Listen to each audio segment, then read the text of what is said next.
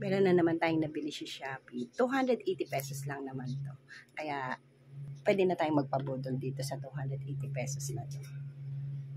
Gigilingin natin to.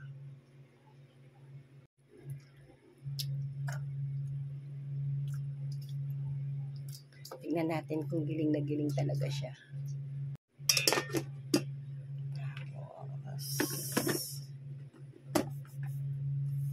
Meron siyang 1 and 2. Dito muna tayo sa 1. Ay, kamote.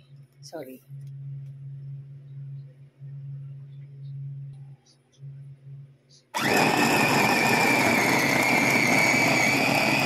Oh. Lagay natin. Ay, mukhang giling na siya.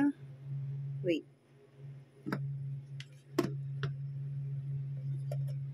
Hala. Wala pang minutes, seconds lang. Tignan mo naman, giling na talaga yung baboy. Galing. Pwede. Sa 280 pesos.